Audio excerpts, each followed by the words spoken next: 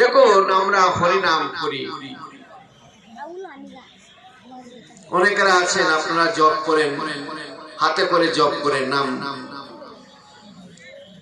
কিন্তু এই জপে ক্রিয়া করে না। কেন ক্রিয়া করে না? এই জপটুকু আপনার কিরকম অভ্যাসের মাধ্যমে আপনার গ্রহণ করি না। আর যাদের দেখবেন অভ্যাসে ক্রিয়া আছে, যেমন মনে করেন আপনার মালা জপ করছেন, মালাটা রেখেও যদি আপনি জপ করেন, আপনি মনে করেন আছেন মালা রাখছেন, অন্য জায়গায় রেখে আসছেন, কিন্তু আপনি দেখবেন বিড়বিড় করে আপনার মনের মাধ্যমে এই নামটুকু জপ হচ্ছে। এটা হচ্ছে অভ্যাস। এরকমের অভ্যাস যদি আপনার মাধ্যমে থাকে, এটি হচ্ছে আপনার কি, এই যে নামে রুচি জীবে দয়া বৈষ্ণব সেবন, ইহা হইতে ধর্ম নাই শুনো সনাতন। সনাতন গোস্বামী পাঠ বলেছেন কি, জীবে দয়া নামে রুচি বৈষ্ণব সেবন। ও বৈষ্ণবকে খাওয়ালে সেবা হয়ে যায় না, বৈষ্ণব সেবাটা হচ্ছে এক রকমের নববিধ ভাবে সেবা আছে। যার বদন হেরা মাত্রই হরিনাম মুখে উচ্চারিত হয়ে যায়, গৌর হরি বল হরি বল।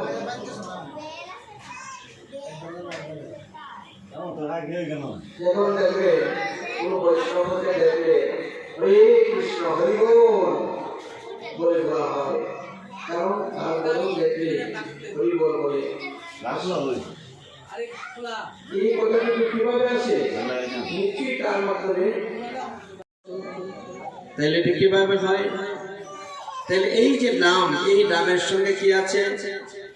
নামেরই সহিত আছেন আপনি শ্রী হরি, ভগবান আছেন। তাই এই নামটুকুকে যদি আমরা আমাদের হৃদয়ের মাধ্যমে হৃদয়ঙ্গম করে তাকে যদি অযুপা হয়ে জপ করতে পারি, নামের মাধ্যমে কাকে দর্শন করতে পারি? ভগবানকে দর্শন করতে পারি। দেখবেন নিশ্চয়ই আপনার মাধ্যমে কি আসছে, একটা শান্তি চলে আসছে। আপনি দুঃখ পাচ্ছেন, কষ্ট পাচ্ছেন, যতক্ষণ পর্যন্ত আপনি হরিনাম করবেন, দেখবেন আস্তে আস্তে আস্তে আস্তে আস্তে আস্তে আস্তে আস্তে আপনি শান্তি পাচ্ছেন। কিভাবে শান্তি আছে? নামের মাধ্যমে সেই শক্তি আছে। কি শক্তি আছে? ভগবানের কৃপা আছে। যেই নাম সেই কৃষ্ণ, ভজনে নিষ্ঠা করি।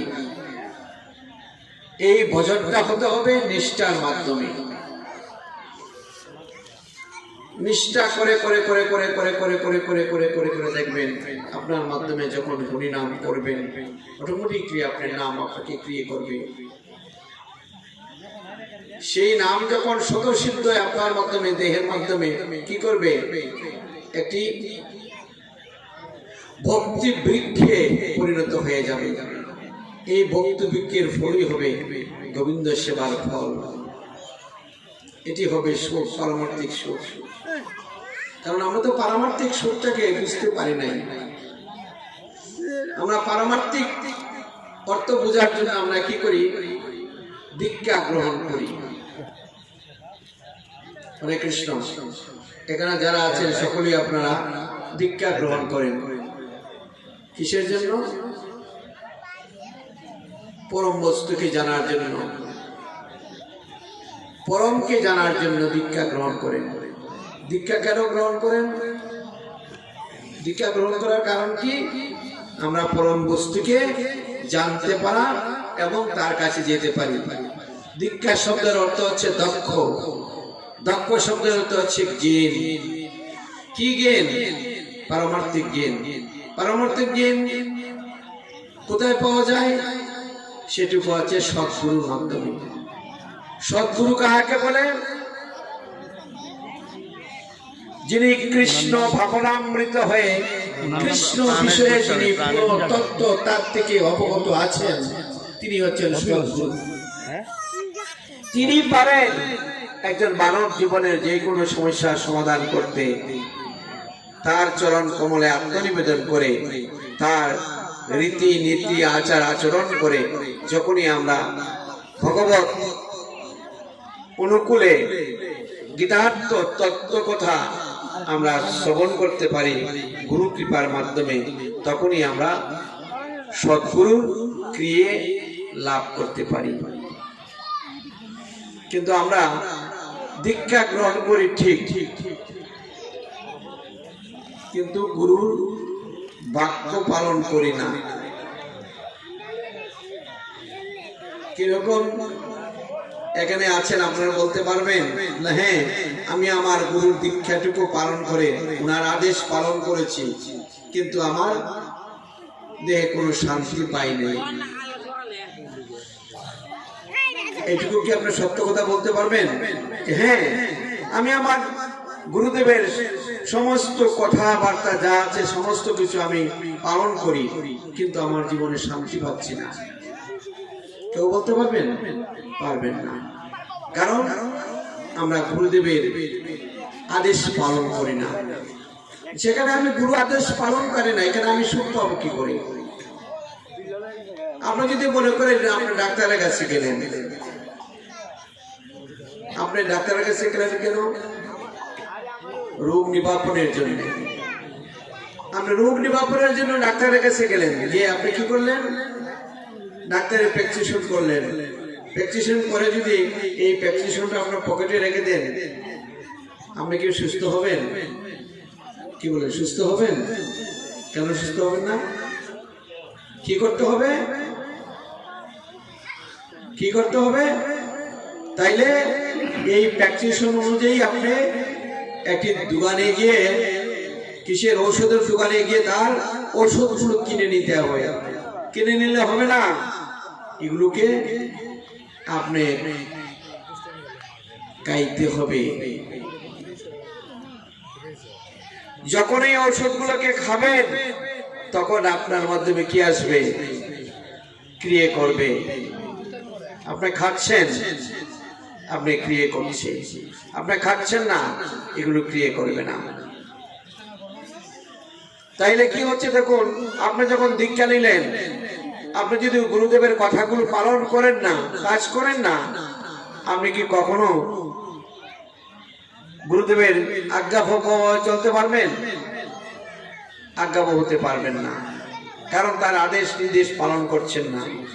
আপনি মুখে বলছেন গুরু কৃপাই কেবলম, মুখে আপনি বললেন যে গুরু কৃপাই কেবলম, কিন্তু আপনি তার কোনো রীতি নীতি আচার আচরণ গুলো কোনো কিছু করলেন না। দীক্ষা নেওয়াটা আপনার ব্যর্থ হয়ে যাবে, কোনো কাজে আসবে না। যেমন স্কুলে ভর্তি হলে ছাত্র হওয়া যায় না, আর দীক্ষা নিলে গুরুদেবের শিষ্য হওয়া যায় না। তার কি করতে হবে? তার যথার্থ কর্ম করতে হবে। কর্ম বিনা কোনো জ্ঞান লাভ হবে না, আগে কর্ম করতে হবে। তাই গীতায় ভগবান প্রথমেই বলেছেন কর্মযোগ। কি কর্ম করবেন? যে কর্ম করিলে হয় আত্মার পতন, হেন কর্ম না করিলে কুন্তির নন্দন। যে কর্ম করিলে আপনার আত্মার পতন হয়, আত্মার বিনাশ হয়, আপনি ভগবানকে ভুলে যাবেন, হেন কর্মকে বাদ দিয়ে আপনি কি কর্ম করতে হবে? কৃষ্ণকে পাওয়ার, গুরু কৃপা হওয়ার যে কর্ম, এই কর্মটুকু আপনার করতে হবে। কৃষ্ণ ভজনের দ্বারা সংসারে আসলো। আমাদের আসার কারণটাই হচ্ছে কৃষ্ণ ভজন করব। প্রতি বছরই একবার কি হয়, এখানে অনুষ্ঠান হয় কিসের জন্য? এইটুকু শিক্ষা দেওয়ার জন্য, যে করে আমরা যেন ভগবানকে ভুলে না যাই। আমরা কি ভগবানকে ভুলেই তো দুঃখ পাই। আমার দুঃখ পাওয়ার কারণ কি? অশান্তি পাওয়ার কারণ কি? ভগবানকে ভুলে আমরা দুঃখ পাচ্ছি, অশান্তি পাচ্ছি। আপনারা এমন কোন প্রমাণ দেখাইতে পারবেন যে না, উনি ভগবানের গুণগান করছেন, সবকিছু করছেন, কিন্তু তুমি শান্তিতে নেই? এটা ইচ্ছা বলুন তো, দেখাইতে পারবেন কেউ? কেউ দেখাইতে পারবেন? কেউ দেখাইতে পারবেন? পারবে। কারণ ভগবত কর্ম করলে অবশ্যই আপনি সুখী হবেন। আমরা ভগবত কর্ম করছি না, আমরা প্রতিনিয়ত ভগবানের কথা শুনছি কিন্তু পালন করছি না। আমরা যদি পালন করতাম তাইলে আমাদের সেই দুঃখটুকু আসতো না। আমরা এগুলো পালন করি না। যেমন করে দেখুন, নারদ মুনি তিনি কি করেছেন, একবার এই জড়জগৎকে দর্শন করার জন্য আসছেন।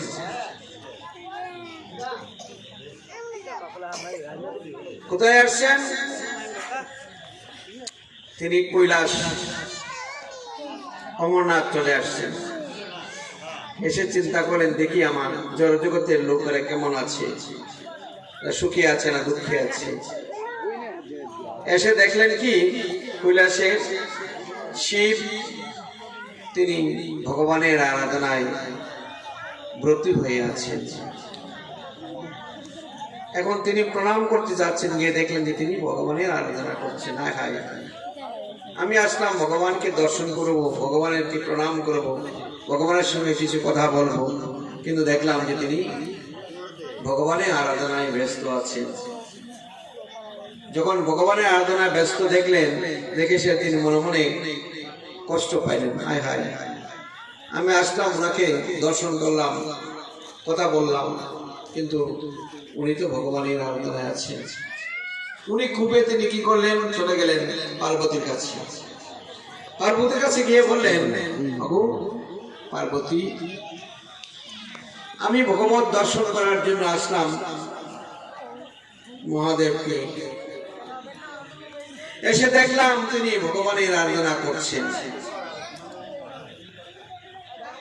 উনি কার আরাধনা করেন? উনি তো নিজেই ভগবান। ওনার গলায় দেখা যাচ্ছে আবার মুন্ডের মালা। ওনার গলায় মুন্ডের মালা থাকবে কেন? তিনি কি করলেন, নারদ তো তিনি এই দেবীকে একটি ফ্লু দিয়ে চলে গেলেন। হ্যাঁ ঠিকই তো, উনি ভগবান, উনি কেন কার জপ করবেন, উনি কার ধ্যান করবেন, উনার গলায় আবার মুন্ডের মালা কেন থাকবে? যখন এই কথা পার্বতীকে বলে গেছেন, এবার পার্বতী চিন্তা করলেন, হ্যাঁ ঠিকই তো, উনি কেন ভগবানের ধ্যান করবেন, উনার গলায় কেন মুন্ডের মালা থাকবে? উনার গলায় তো মুন্ডের মালা থাকতে পারে না, তিনি ভগবানের আরাধনা করছেন, এটা আমার জিজ্ঞাসা করতে হবে। যখনই উনার ধ্যান ভঙ্গ হয়ে গেছে, পার্বতী গিয়ে বললেন, অগো প্রভু, আমি একটি কথা জিজ্ঞাসা করতে চাই। কি কথা? আমি জিজ্ঞাসা করতে চাই যে আপনি সাক্ষাৎ ভগবানের প্রতিনিধিত্ব করছেন, আপনি স্বয়ং ভগবান, আপনি আবার কার ভগবান করছেন, আপনি কার ধ্যান করছেন, অথচ আপনার গলায় মুন্ডের মালা কেন? আপনি আমাকে বলতে হবে। যখন দুই একবার বলছেন, তিনি মহাদেব বললেন যে না, তোমাকে এই কথা বলা যাবে না। এখন ভাবছেন, ঠিক আছে, আমাকে কেন বলা যাবে না? উনি ধ্যান করছেন, এই কথা আমাকে বললে কি অসুবিধা? নিশ্চয়ই এটার কারণ আছে। তখন তিনি মনে মনে খুব কিছু তৈরি করেন যে না, আমাকে বলতেই হবে। অগো প্রভু, তুমি আমাকে বলতে হবে, তুমি কার ধ্যান করছো, তোমার গলায় কেন মুন্ডের মালা? বলছেন, প্রভু তোমাকে এটুকু বলা যাবে না, বলা যাবে না, আমাকে বলতেই হবে। এখন এমন ভাবে তিনি নাচির বন্ধা হয়ে ধরলেন, উনি বলতে বাধ্য হলেন। তিনি বলেন, ঠিক আছে, তুমি শুনতে চাও? হ্যাঁ চলো, তোমাকে নিয়ে আমি কোথায় চলে যেতে হবে জানো? অমরনাথ। কারণ অমরনাথ গিয়ে এখানে অমর কথা বলতে হবে, এই কথা সব জায়গায় বলা যাবে না। তাই তিনি কি করলেন, তাকে নিয়ে, পার্বতীকে নিয়ে তিনি চলে গেলেন কোথায়? অমরনাথ। যখন অমরনাথ চলে গেছেন, গিয়ে দেখলেন যে এখানে পশু পাখি কোনো কিছু নেই, কিচ্ছু নেই, কোনো মানুষ মনুষ্য কোনো কিছু নেই। তখন তিনি কি করলেন, অমর কথা তিনি প্রবচন করতে শুরু করলেন। এইদিকে একটি শোক পাখি ডিম পড়ে আছে। যখন শোক পাখিটা উড়ে চলে যায়, তখন এই ডিমটা তার সেই সিংহাসনের নিচে গুড়িয়ে আটকে পড়ে যায়। যখন অমর কথা শ্রবণ করতেছে, এই সুখ পাখির ডিমটা প্রস্ফুটিত হয়ে গেছে। দেখুন অমর কথা কত প্রকট। অমর কথা শ্রবণের মাধ্যমে সুখ পাখির ডিম প্রস্ফুটিত হয়ে গেছে। এখন অমর পাখিকে ভাবতেছে, আয় হায়, আর কবে এই অমর কথা শ্রবণ করব। তিনি বলতেছেন, যখন বলতেছেন তখন পার্বতী কি করছেন, তিনি শুনতে শুনতে ওনার নিদ্রা দেবী আসছে। কারণ দেখবেন আমরা যখন হরিনাম করতে যাই, শুনতে যাই, গীতা পাঠ শুনতে যাই, তখন দুইজন ব্যক্তি ওই জায়গায় চলে আসে বিনা নিমন্ত্রণে। জানেন কে কে আসতে, কে বলতে পারবেন? দুইজন ব্যক্তি চলে আসে। ওই দুইজন ব্যক্তিকে, একজন হচ্ছে নিদ্রা আর একজন হচ্ছে আলস্য। এই দুইজন ব্যক্তি সহসা চলে আসে যে রাধি। এখন এই দেবী যখন তিনি অমর কথা শ্রবণ করতেছেন, তখন আলস্য চলে আসছে। আলস্য আসার পরে নিদ্রা দেবীকে বলছেন, ওগো আমি তো চলে আসছি, তোমার জায়গা হয়ে গেছে? বলে হ্যাঁ।